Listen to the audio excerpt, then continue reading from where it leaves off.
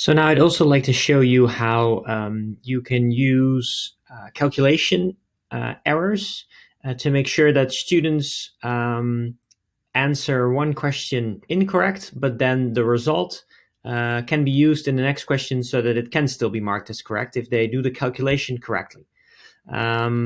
So here we have a data set that was supplied by the statistics department.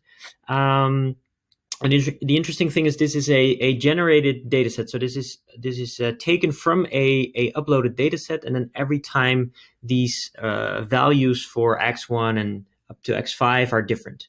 And now the first question is, what is q1? Now let me say that I'll just I sort of know the idea. So I think like, okay, this is the minimum, and then I put them in order. Then so this must then be the median, and then q1 is probably just in between the minimum and the median, so I'll answer 4.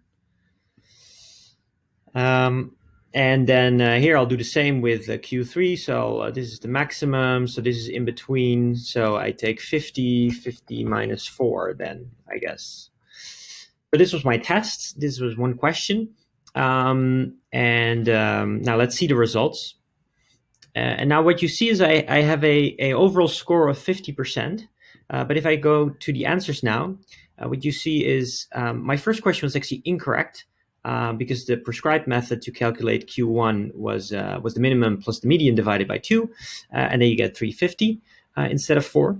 But then, as you can see here, the next question is actually marked correct automatically, but it did detect like you used incorrect inputs. So, for instance, instead of 4, you used 350. So, like this was the actual correct calculation, but because you did the result correct, you still got points. And of course, you can then later on say that you want less points or whatever. That's sort of up to you. But this is to show you that you can also use the results of previous questions to make sure that automatically the follow-up questions are marked correct.